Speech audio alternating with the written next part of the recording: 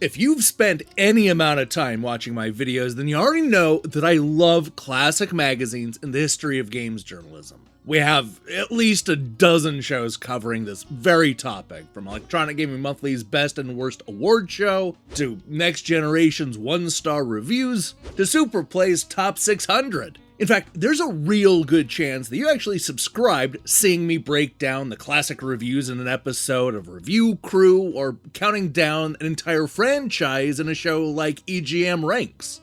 If you're like me and you also love old school magazines, then let me draw your attention to the Electronic Gaming Monthly Compendium. This is a comprehensive journey through the complete history of EGM, from the scrappy early years all the way to their death in 2009, to their eventual resurrection just 1 year later.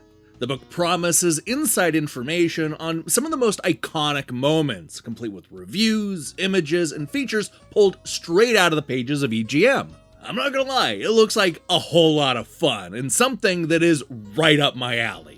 Now, if you scroll down a little bit, you'll see that the Electronic Gaming Monthly Compendium will feature stories and memories from a whole bunch of the people that actually worked on the magazine between 1989 and 2014, including many of the original editors, like Steve Harris. The list of contributors will also include some well-known game developers and industry players that sparred with EGM over the years, including Cliffy B, Trip Hawkins, and of course, Tom Kalinske, who was so vital to the success of the Genesis in the early 1990s. Even further down that list, we get a few popular influencers, some of which you might even recognize, like the Happy Console Gamer and Sega Lord X, and... hey, wait a second, who's that guy at the end of the list? Defunct Games? Hey, that's me! That's right, after months of holding on to the secret, I'm so excited to finally be able to reveal that I contributed stories to the EGM Compendium. When you back this new book on Kickstarter, you'll have a chance to read some of my favorite memories about one of the best video game magazines of all time. How cool is that? Look, we're only a few days in, and the Kickstarter is already a massive hit.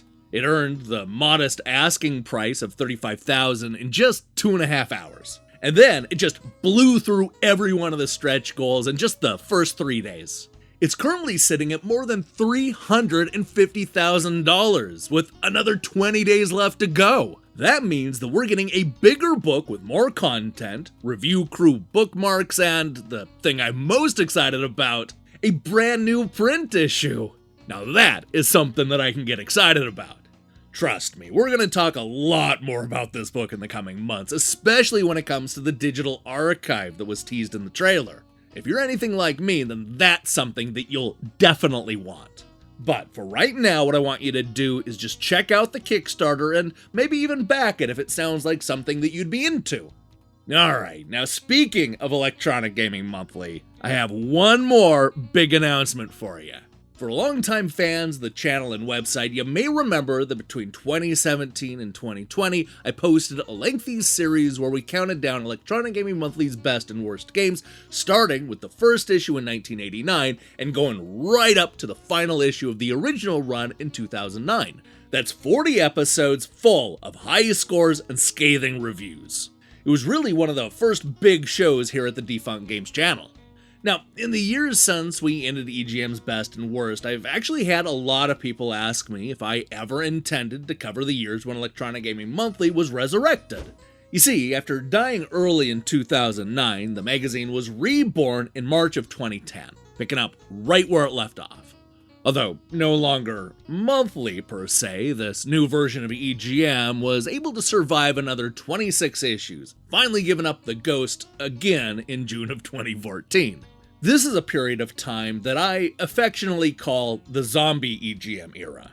It's also part of the EGM story that we really haven't focused on here at Defunct Games. That is, until now. That's right, Electronic Gaming Monthly's best and worst is coming back. And we're going to be covering the 5 years that we didn't get to the first time around. Starting next month, we're going to be diving into 2010 through 2014. Giving you 10 additional episodes, bringing the full series up to 50. Now look, I get it, we picked up a whole lot of new subscribers in the 4 years since we posted an EGM Best and Worst episode. There are literally thousands of people subscribed to this channel right now that didn't even know that this series existed.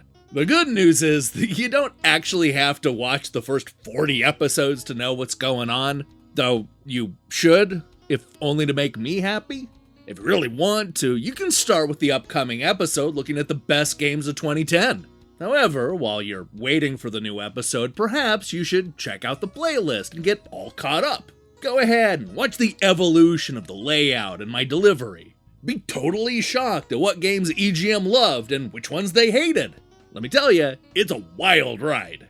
But first, what I want you to do is head over to the EGM Compendium and show it some love. Watch their video presentation, read through the tiers, and, see if it's something that you might want to support. While you do that, I'm going to be here writing the first new episodes of EGM's best and worst in 4 years. Sound like a plan? Yeah, I thought so. Oh, and if you do back the book, let me know in the comments. I'd love to hear from you. Alright friends, it's time for me to get back to work. I'll put a link to both the EGM Compendium Kickstarter and the playlist with all 40 episodes of EGM's best and worst in the description box. Thanks again for supporting the channel, and I'll see you tomorrow. Until then.